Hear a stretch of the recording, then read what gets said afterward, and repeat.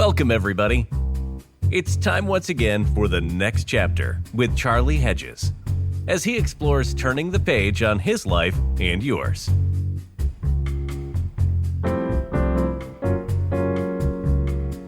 Hi, and welcome everybody to the next chapter with Charlie. You know, on a recent blog, I wrote the following. On my last trip, which was 3 weeks in Asia, I discovered a new mantra for taking time away from home. I no longer go on vacations to sightsee. Instead, I take pilgrimages to experience wonder. And I wondered then, what if I made that my mantra for every single day of my life? To anticipate little except moments of surprise and wonder. And so for some reason, Terry wanted to talk about this on the show. And so with that, I chat with author, teacher, landscape architect, Terry Hershey. Yo, Hersh, what's up? How are you? Yeah. Oh, for some reason I wanted to talk about it because I read it and I said, that's true. That's a true sentence. Oh, so that... So, you know, there's several ways to take that. One is an implication that most of what I write is not true sentences. No, it's good when any person writes something that's heartfelt, and that was heartfelt. In other words, you didn't have a topic in mind. You stopped the topic part, which was your trip, and you went to the heartfelt part, which is what it invited you to do and be. So it's a whole different thing. So it's like a solo riff in the middle of a song. Yeah, well, it'd be like a good pastor telling a story or reading a story if he's preaching from some part of the Bible, reading a story, and then just stopping and taking his notes or her notes and going, you know, first what I'd like to do is tell you where that just hit me. I mean, we should all preach that way. I like those words. You ever use those words? Which one? I like where that. The ones I like that. You know, now's the time to stop talking about that and talk about how it just hit me. The way that hit me. That's a sermon. That's a sermon. Yeah, I need to write that down because we can do it. I'd like us to do a podcast someday on how memory at our age is highly overrated. Well, it's certainly much less accessible. Yeah, but that's the only thing, because a lot of times, as long as we're cerebral, we were talking right brain, left brain, I think before the show, but as long as we're cerebral only, then everything is about a checklist for that's why when vacations are cerebral only, using your vacations analogy, think about the number of people just that the parts of their vacation are intense stress. Intense. Because of where they need to go, how they need to get there, whether the hoops have been jumped, and then whether the people where they're having a good time. You know all it is. Yeah, and did I see? We forgot to see. God, we got to go out. We got to get. We forgot to go see something. It's Yeah. All it takes is a couple of vacations or a handful of vacations. You know, you and I have taken plenty of vacations, and sightseeing becomes less important. I just kind of don't give a shit about seeing the Eiffel Tower. Yeah, and unless you're in Paris, it's kind of hard too to see it. Well, that's what I meant when I'm in Paris. My point is that people make statements about stuff they should have seen and they haven't even been to those places. Man, I wish I'd seen such and such. And you're thinking, dude, just tell me the places you've been and talk about what you saw there. You know? Well, that's a great question. Because everybody always has a statement about the trip they should be on or what they, and then it's like, okay. And then, of course, their spouse is sitting there going, I hope you don't do that with regard to spouses too, but yeah. I'm not quite sure what that meant, but I don't think I'm even going to go down that path. It just means that where I am right now in my life, I should be in a different life. So that's a lot. That's when the expectations of travel are that way. That's why pilgrimage is a much better word, because pilgrimage is literally about the experience of this day. Yeah. And very often you have no clue what you'll experience this day.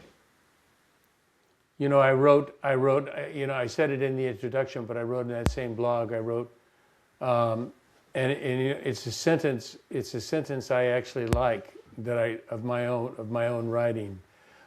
Anticipate little, except moments of surprise and wonder. Good. Yeah,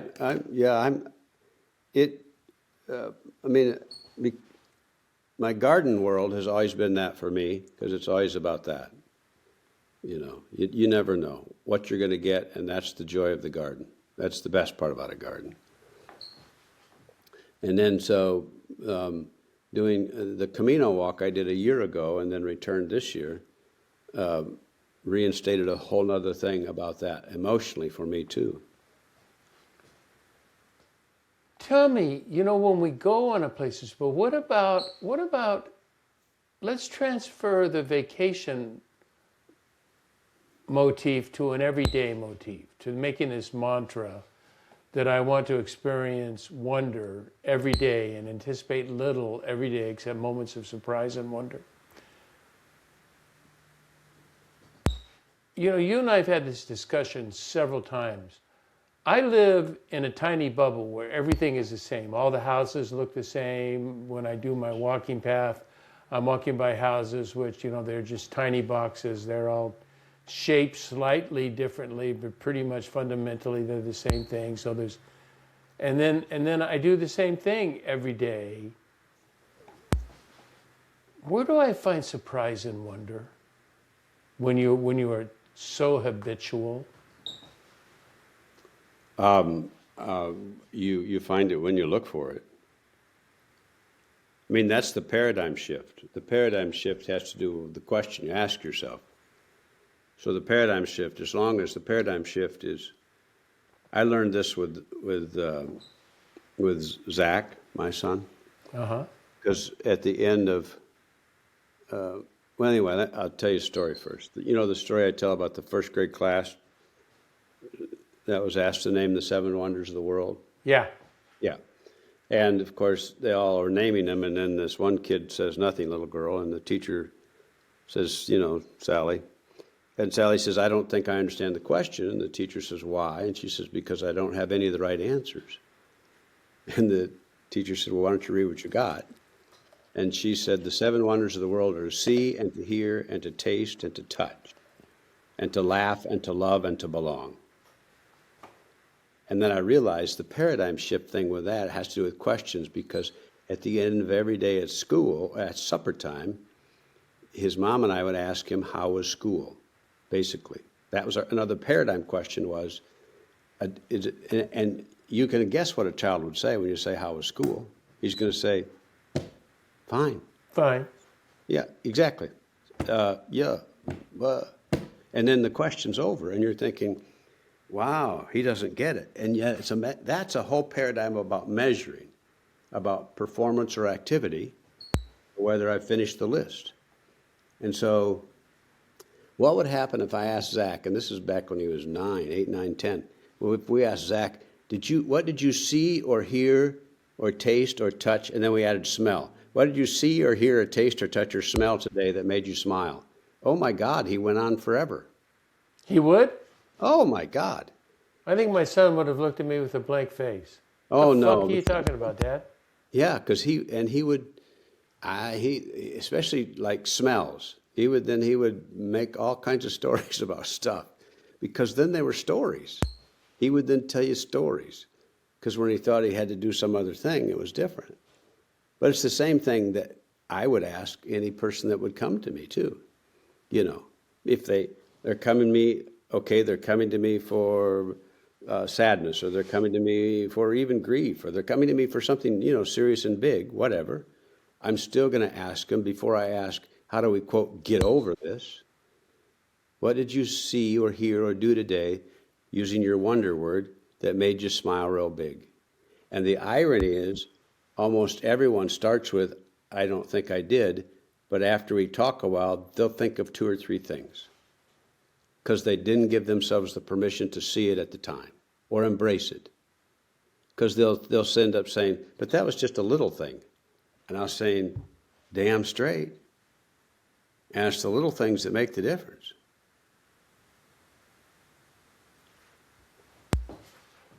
It's a radical paradigm shift. Radical.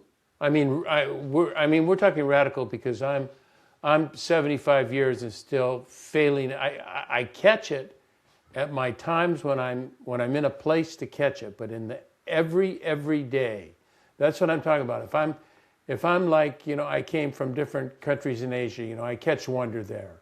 Yeah. But, so I get back into my office and my bedroom and in my upstairs domain. So the question is, when you're there in that particular environment, what were the triggers that made wonder accessible to you?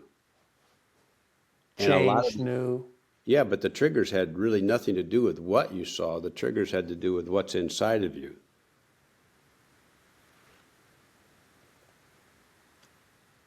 I'll give you an illustration. Tell me a story. I'll tell you a story. So I'm in, I walk the Camino. You can walk when you go to Santiago, that's where St. James. Yeah. For people who don't know, James, the brother of John. Right. I guess Jesus liked them both, John and Jesus, James and John. But he's supposedly buried in Santiago, okay? Because that's where he did a pilgrimage. So that's where people all over the planet walk to Santiago from different places. And I went from Porto, Portugal, up to Santiago, which is one of the walks.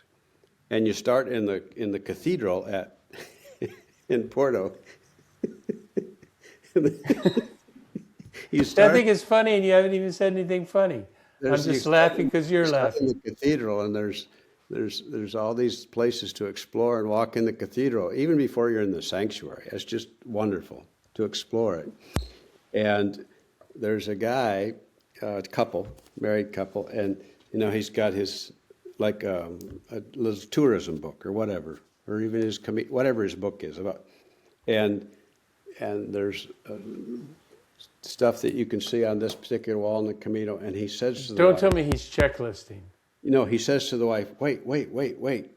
She says, look at this, and he says, no, wait. I want to make sure we're doing this in the right order. So he was checklisting. He was. Oh, God.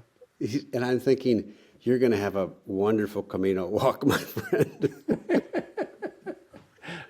He may have, but the person with him is going to have a really crappy one. Oh, man. But as soon as he could take that and let it go, then that's the best. Because everything that I experienced wonder in my Camino walk, not one of them was a part of my expectations.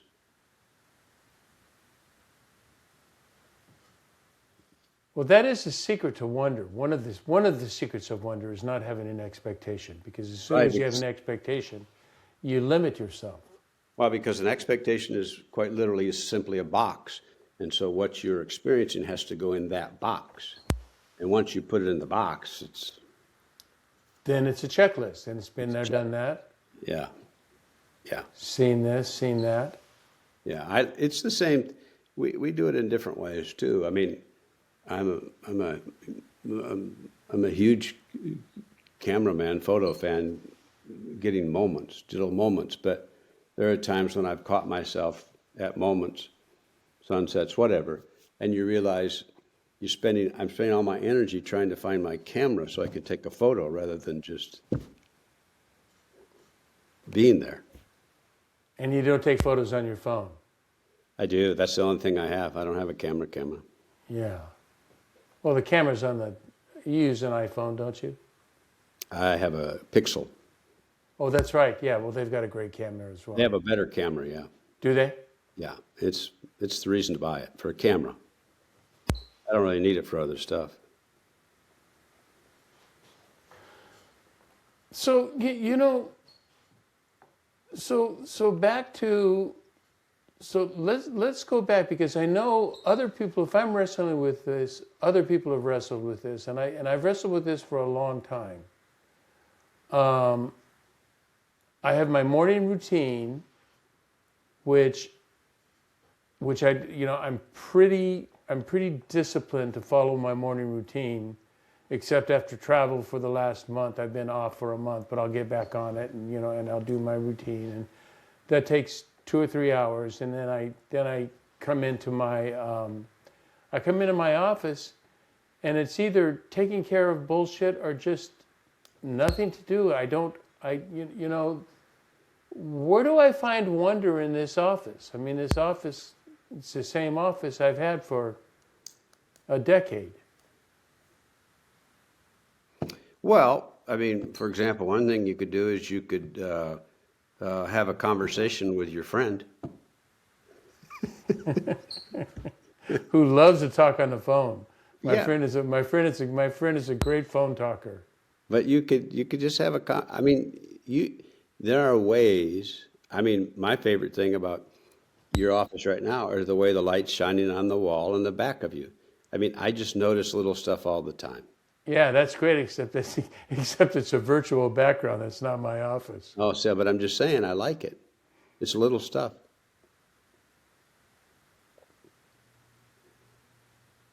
But I mean, a lot of it is giving yourself the affirmation. That's like with Zach. He never even had the chance to answer those questions until we shifted our paradigm. And it's the same with us mentally. When we shift the paradigm question, we can answer it differently at the end of the day. I mean, if you don't want to do with wonder, then go with Meister Eckhart's thing. There's only one prayer you need to know is 2 words, thank you. So at the end of the day, what's the answer to the thank yous? Because thank yous is really about wonder. Yeah. And the irony is, the wonder is, okay, I'm grateful for this one thing, but then you say, but why? Well, of course I'm grateful for it. It's something I do every day. Yeah, but did you say thank you today? Yeah, I wrote a blog on that. I don't know, I know you read my blogs. I don't know if you remember the one where I talked about I'm not into gratitude. That doesn't resonate with me as much as appreciation. There you go. So it's a semantics, but it's a big difference. It's a big semantical difference for me. yeah, which it's just which those nouns words. work. Yeah, those words bring you into the ball game. That's the whole point. You're in the game.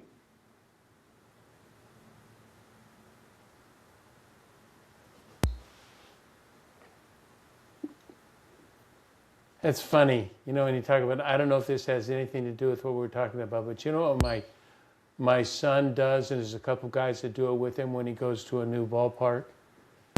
One of the first things he does is he takes off his shoes and he goes out and he walks the outfield, There you go. barefooted, just to get a feel for the stadium. So he has a feel for, he's feeling the dimensions, feeling, how does he want to place players as a catcher? He's doing a lot of placement of players and pitchers throwing and understanding where the ball is. But it's to feel it. It's to experience the ball field. So just you can tell your son that I heard that story today, and there's a familiar biblical story that is exactly what that is. A familiar one? Somebody in the Bible took their shoes off for a good reason. Tell that story, Terry, because you tell that story so different than I've ever heard it preached before. And I like your version better than anybody else's. So Moses he's got his animals, he's flocking and herding and whatever, and Flocking and herding.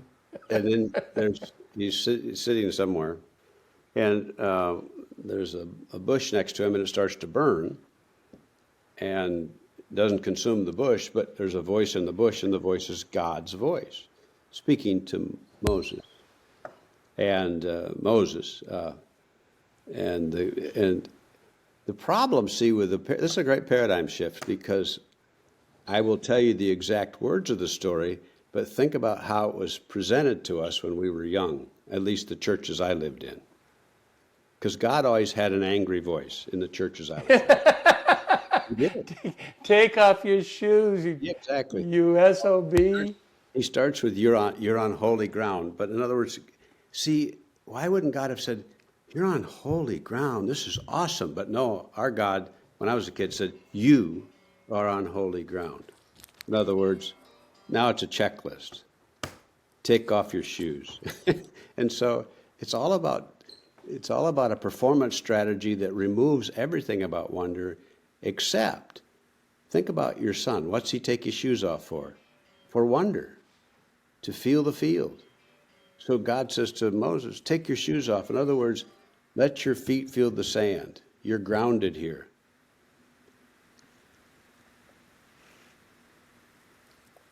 So mentally, I would say that every one of us has shoes, as a metaphor, to prevent us from touching, feeling wonder. That's why you can preach.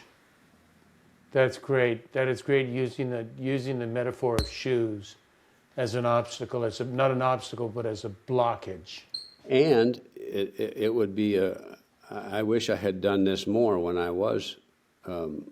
I did preaching more in parishes and churches, but I would have literally had people, and they would have been very uncomfortable. I would have had them remove their shoes in the service. And there would have been anxiety through the roof. But I'm just saying, let's get in a different space here.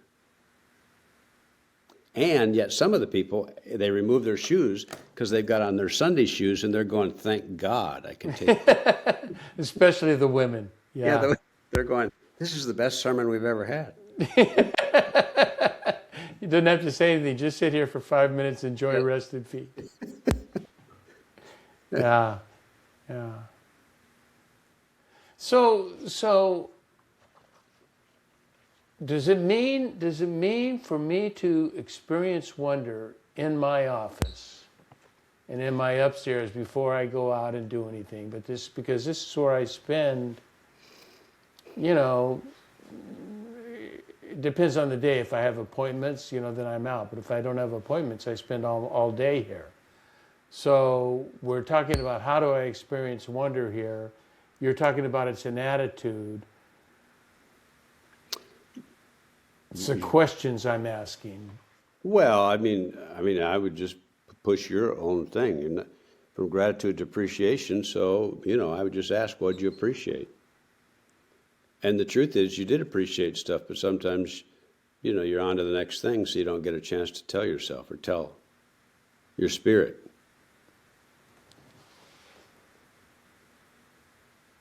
So it's about taking time. Making time. It's about making time, because if it's taking time, then it's back on your schedule again and you're ticking stuff off. It's like, okay, here's my 5 minutes for wonder and appreciation. Check. Yeah, I can put that in my calendar. I say it's an hour. This is wonder and appreciation hour. Yeah. The rest of the day goes back to checklist. Yeah. So no, but you're making time. You're making the space, literally making it. Do you realize what a paradigm shift this is for most of us? Because we're raised on a to-do list.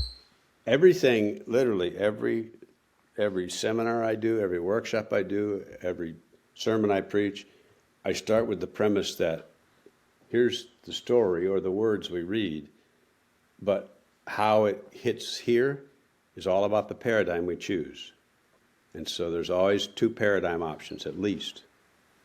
And so if doesn't matter what I say to you, if you have paradigm A, because you're only going to read it through that paradigm.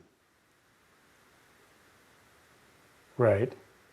So let's ask ourselves, is it okay to have a new paradigm? Take off our shoes, for example. Is it okay? The Moses story that you told is an excellent story to lead us into this subject, or to lead us into this subject of wonder, rather than a calculated doing this for a reason other than the actual physical sensation of feeling the wonder, experiencing the wonder. It's about thinking about the wonder. I was listening to the latest Richard Rohr's, his podcast. They call it Everything Belongs. And he's just finishing up. They do one chapter a month. They were doing of his latest book, probably close to a year old now, The Tears of Things.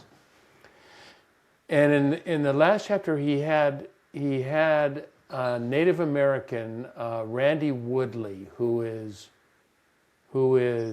head of a clan or a tribe. He's Cherokee, and he said, I'm going to say something that's going to sound rather heretical to some people, but I really wish they had never translated the Bible into Indian languages, into Native American languages.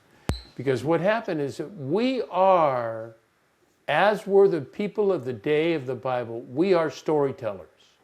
It was all by oral tradition. What kind of tradition they call it? Vocal tradition, oral tradition? Oral. Mm-hmm. Oral tradition of telling the story. And the story was precise. They didn't miss the details, but they told their in-between. It wasn't necessarily the Jesus in-between. It was what they caught. Telling the Jesus story, redoing the Jesus story. It was what they caught. And he says, I wish we could still just talk about it, because as soon as we wrote it down, we codified it. Mm-hmm. And it became dogma. It became doctrine of this codified. And then it became approved by the council. Was it the Council of Nicaea that approved? 300 and something, whatever. Yeah, it was 300. I know I think it was Nicaea, I'm not sure. But they approved the canon. And it was all doctrinal. It was all theological doctrine. Yeah, and it missed the point, didn't it? Yeah, 100% to me. Yeah, so what if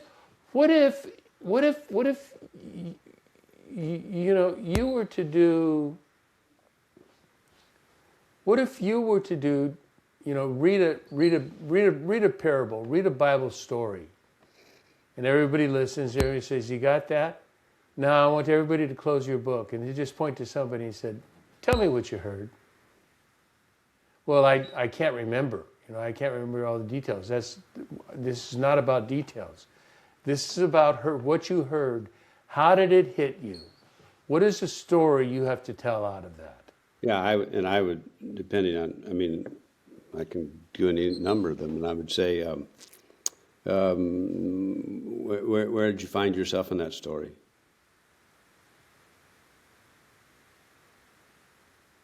And it's fun because person A is going to find themselves in a different place than person B, but it's still, even if it's the story of Moses, there's not a lot of people in that story to be, but some people are going to be focused only on the burning bush, and some people are going to be focused on, wait a minute, my shoes are comfortable, and so, they're going to find themselves in different places. And some people are going to go, oh, this is great, I'm in my toes in the sand, this is the best in the world. And then some people are, where did you find yourself in the story? In other words, personalize it and internalize it. That goes, to me, that goes like 2 or 3 levels deeper. Because I think you start with just the story. Tell the story. Yeah, but imagine the story. Yeah, one of the things that hit me, this was a long time ago, in the 80s or whenever. Remember the what's his name wrote the series Roots? I do remember that now. Yeah. TV series, and each generation, each father would tell their son the story. They'd pass the story down. So every episode began with the telling of the story. I don't recall that. That was like 30 years ago, bro. Yeah, a long time ago. Anyway, Kunta Kinte was his name. And, Yes, yes. and everyone would and then before they'd sit down, before they go on, they say, sit down, I need to tell you a story, which is what Native American tribes have always done. They say, gather the children around, we're going to tell them a story. And what we do is gather the children around, we're going to give them a test.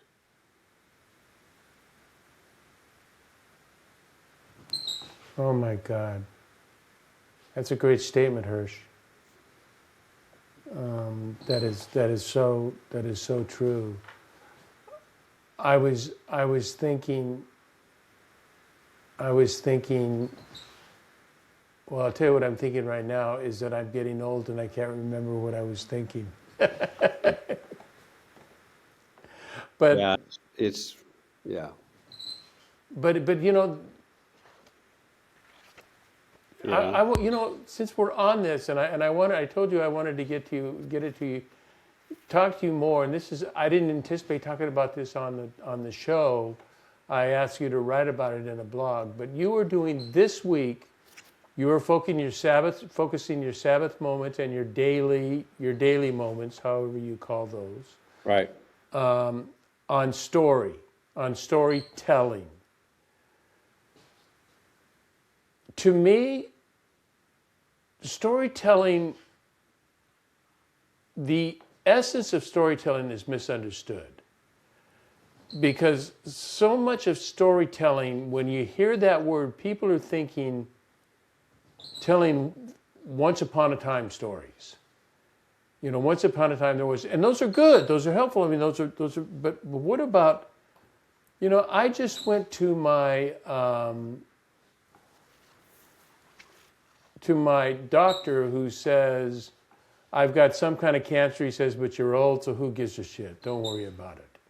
You know, I mean, that was basically, those weren't quite his words, but those were the words. And I have a story to tell about that. And those are the stories you're getting at that are even more important than somebody else's stories, is telling your own story of your own, how did you feel, what did you think? But that's exactly what it is that, in fact, that story can start the same way, because you and I are going to sit down. I know I'll have a beer, but you and I are going to sit down and you're going to say, once upon a time, I went to my doctor. And and now it's a story.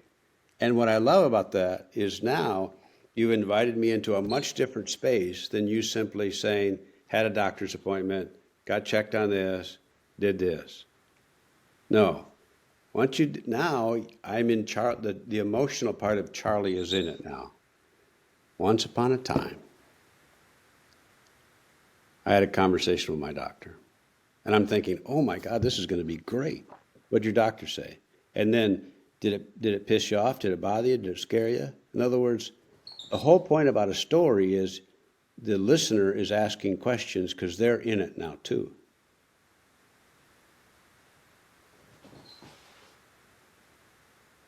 So the listener becomes part of the story in a sense. The listener is the story. You want to hear a funny? This is a book the book I'm reading now is called The Accidental Pilgrim. Okay. It's about pilgrimages. It's about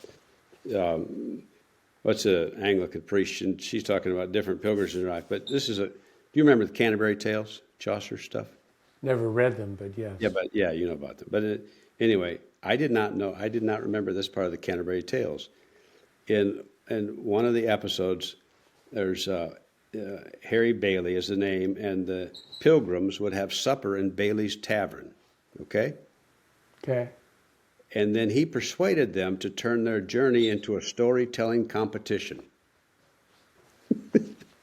so that they would go all the way to Canterbury, which took weeks. And he would accompany them, and then at the end of each day, they'd have a story. And his whole thing was to give them a free meal at his tavern for the best storytelling. Now, he obviously was conning him with all that. But I love the fact that at the end of the day, He was asking, what's your story about today? I like that. I feel like you're right where we started this whole show. I mean, you're right where you started about it's a good sermon. It's a good sermon if the priest or pastor or whoever is the speaker of the day is up there speaking. He says, he reads the Bible text. You typically would read the gospel or whatever they're reading, in our Anglican, in our tradition, we always read it. In our tradition, so it's the gospel. It's going to talk about, let me tell you what hit me today. Let me tell me, that's sort of the once upon a time. Let me tell you what hit me. Yeah. I went to the doctor today. I went to my urologist today, and he had some really interesting things to say. Let me just tell you what hit me. Yeah, and Does that draw you in? Yeah, well, because then now I'm going to ask you, because now it's a whole different thing. Now, see, typically when we preach from the non-story and cerebral point of view, I'm asking what happened, what order did it happen in, and did I understand it correctly, and what should I do about it? I'm not asking, the stories that are wonderful. I mean, I would love to have we're reading the Samaritan story, for example. And I can just tell you that there's the people that passed him by and the guy stopped.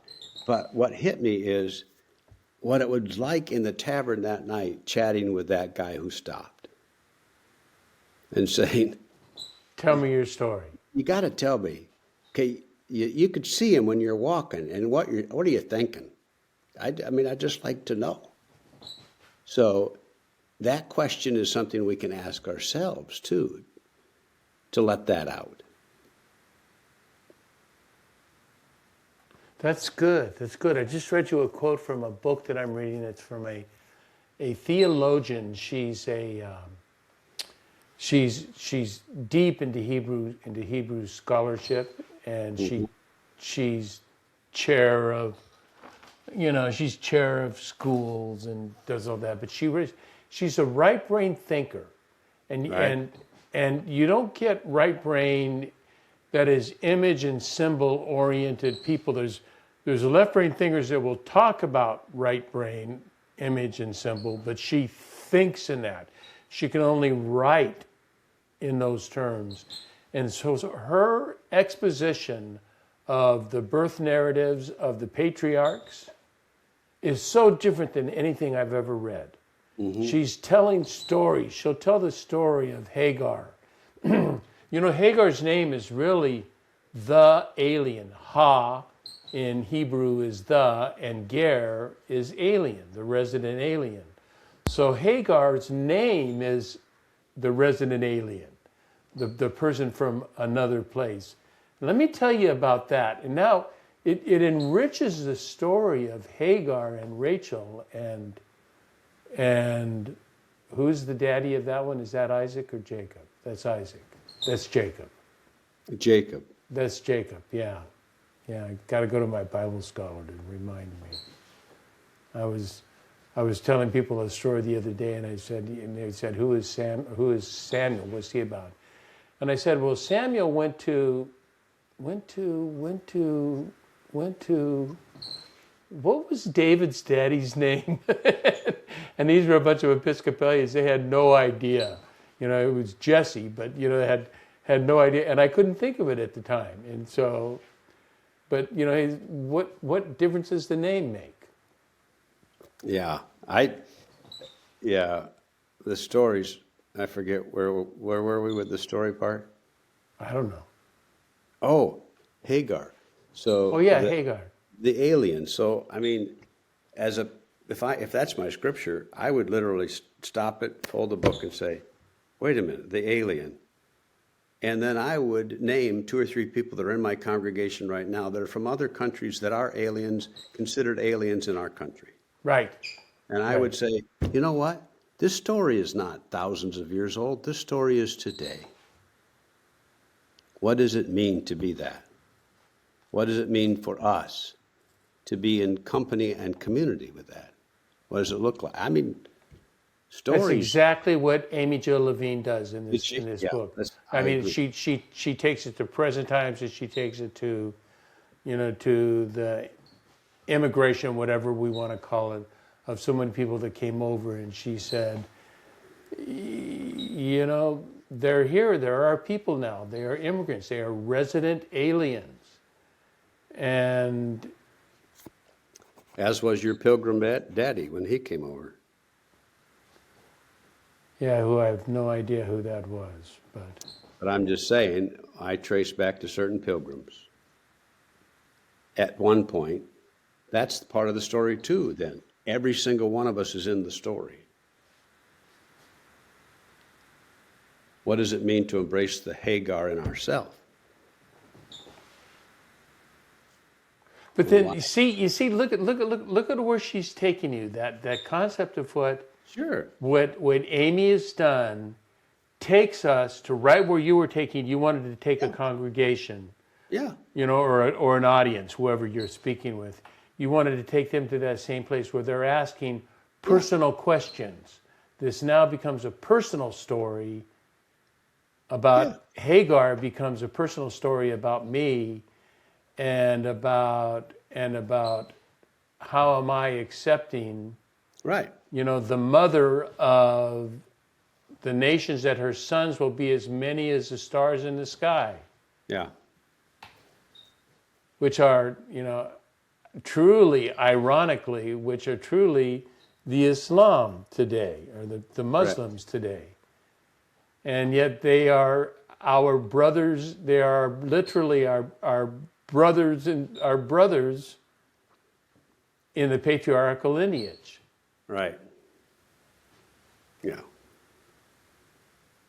So yeah. I mean, if I was just talking to people, I would say give yourself the permission to ask questions rather than because questions keep it open, keep it going, and you're always learning, you're always processing.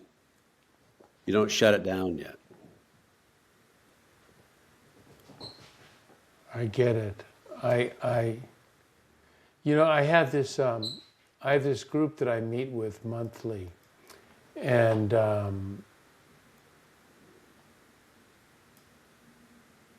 it's an interesting group.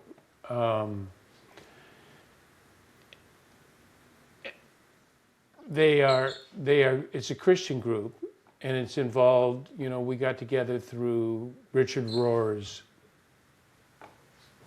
One of his conferences, we all got together and decided to do a small group. One guy said, I want to do community. He said, I'd like to form a community, but I don't think community is, I'm kind of, I want to talk to the group about this, saying, we're not getting there because we are so freaking left brain, analytical. They talk about Jesus and they go, yeah, the perfection of Jesus and Jesus. And so they get onto this deification, even though they're not talking about him being God, but they get onto the perfection deification. And I said, that topic doesn't interest me anymore. I studied that in seminary. I've got that topic down. And I said, I want to talk about the human Jesus. And I want to talk about, and Richard made a really grand one-sentence observation that stuck with me. And he says, I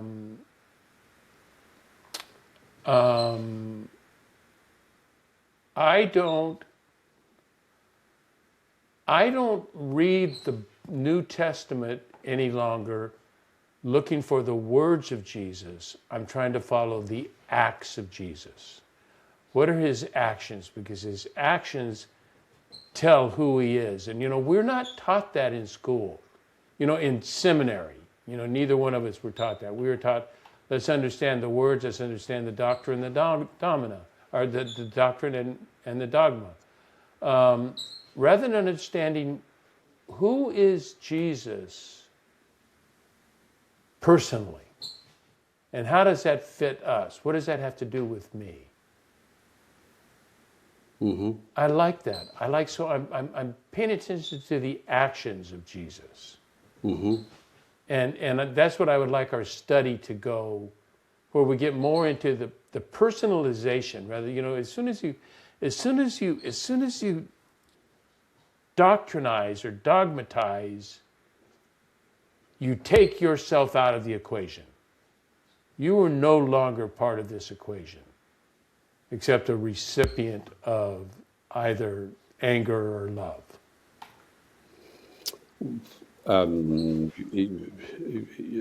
Yeah, but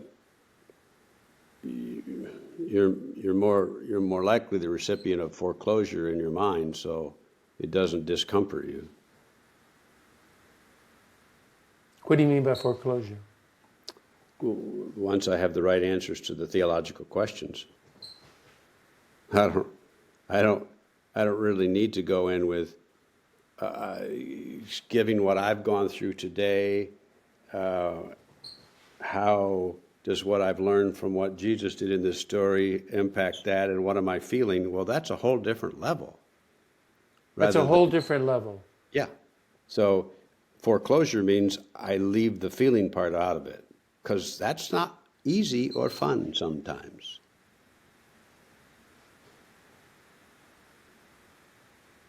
No.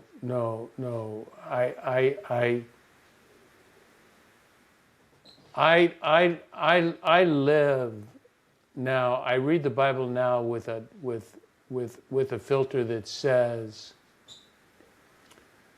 if I am not uncomfortable reading the biblical text, I'm not reading it well.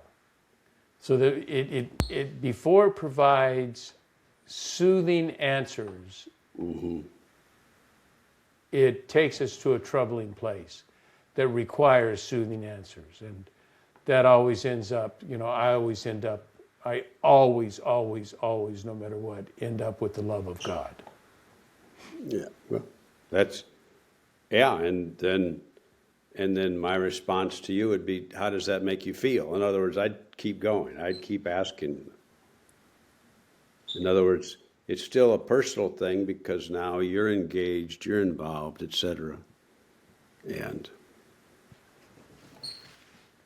so, let's wrap this up. This is, I'm looking at our time. We've gone about 47 minutes. I can't believe we talked that long. But we have gone from, I still go back to my little line that I like a lot.